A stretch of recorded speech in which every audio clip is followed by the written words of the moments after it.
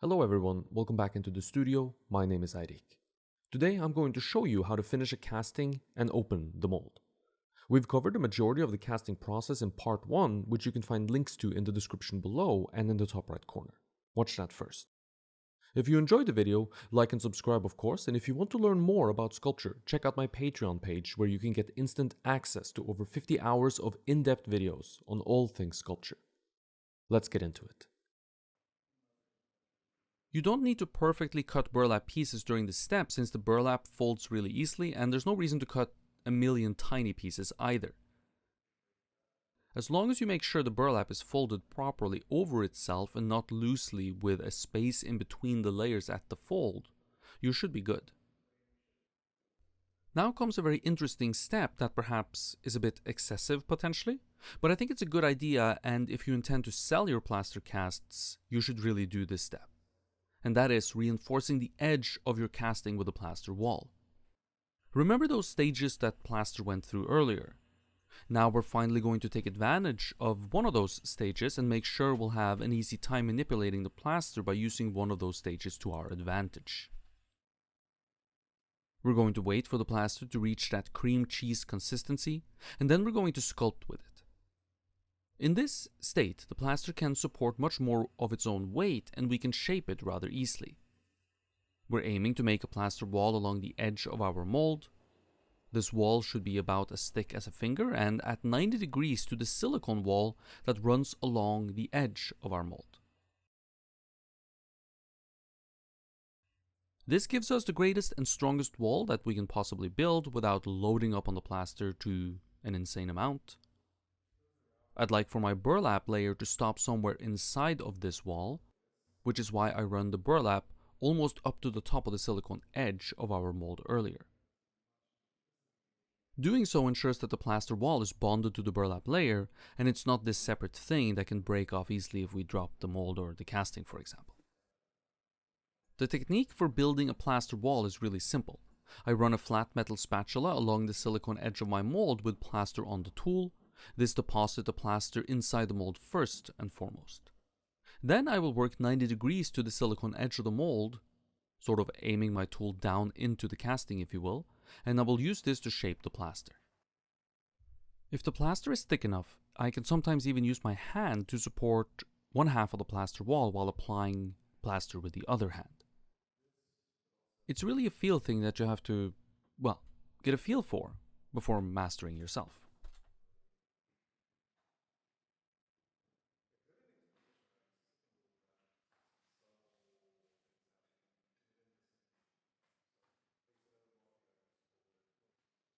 Since this is a plaster cast of a mask, it only has one half and is built to hang on the wall. To help with installation, I decided to install a wire in the back of the casting itself. This will hopefully help the piece hang nicely on a wall one day. I'm just using a piece of floral wire here, which is aluminum wire wrapped in a green plastic coating. I have this wire since I use it to wrap my regular armature wire to help the clay stick to the armatures. This is not the only wire to use here, nor the right wire to use, I think, but it's what I had at the moment, so it's what I decided to use. I think it probably would have been better to use hanging wire for paintings, which is a twisted steel wire. It's a much more durable wire and it'll look a little bit more professional as well, I think. But since this is only going on my studio wall and not getting sold, no harm, no foul. The ends of the wire are twisted so that we have more purchase once we embed them into the plaster casting. If we only lay the wire down and don't curl up the ends, it wouldn't be as strong and very likely to get pulled out of the plaster. There would be no mechanical means holding or locking the wire in place, in other words.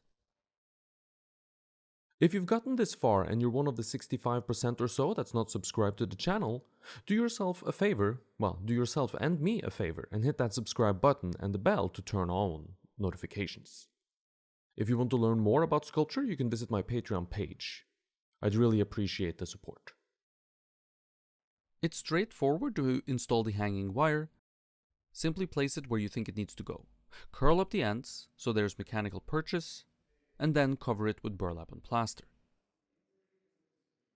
To help the plaster stick, you can spray some water into the casting where the fresh plaster is about to be applied, which we discussed earlier in the video. Burlap really helps lock the wire in place and keeps us from piling on the plaster and the weight.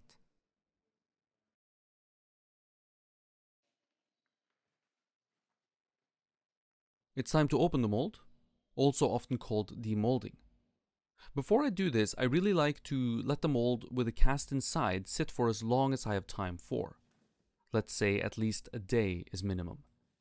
You'll find that by waiting, the plaster gets harder and harder, and taking the piece out of the mold is therefore less of a risk.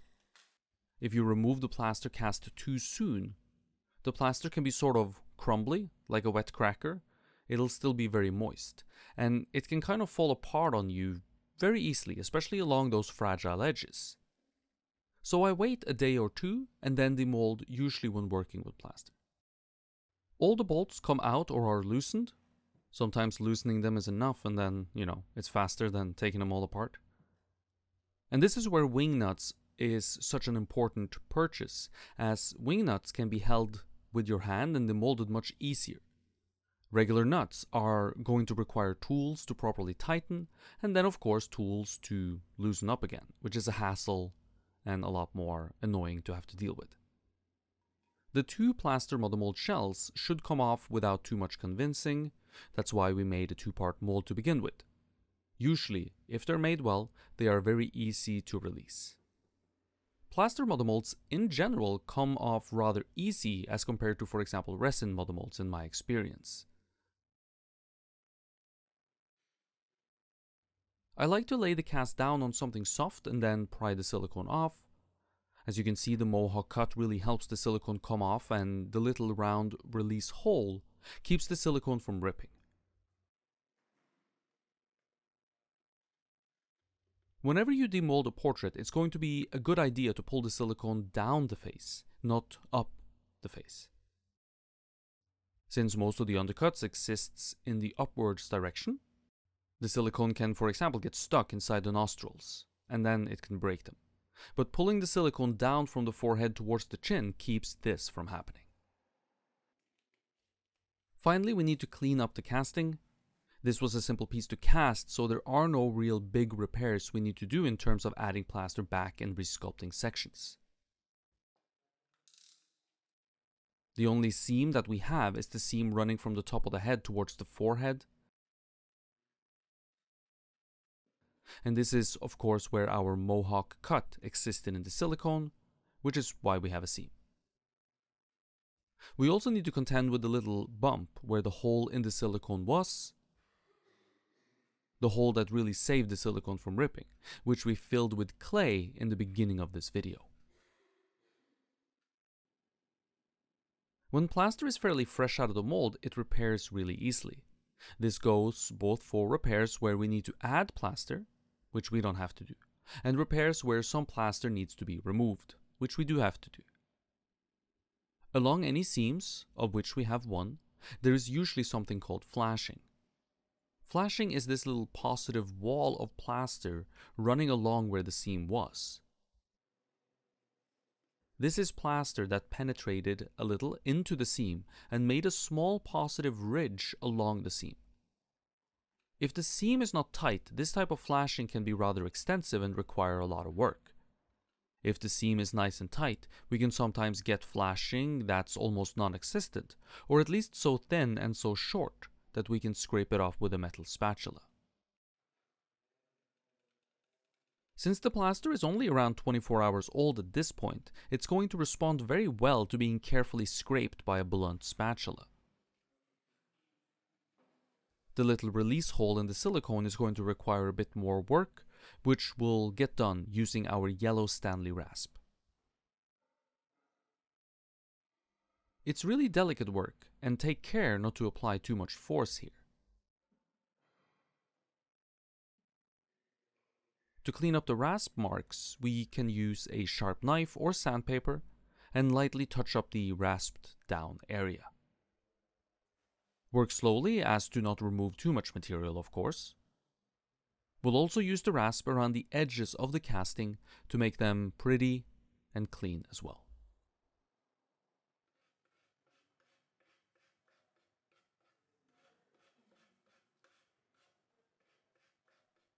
We've gotten to the end of the video here. This casting is ready to be hung on your studio wall or to be sent to a client to be hung on their wall. Thank you for watching all the way to the end of the video.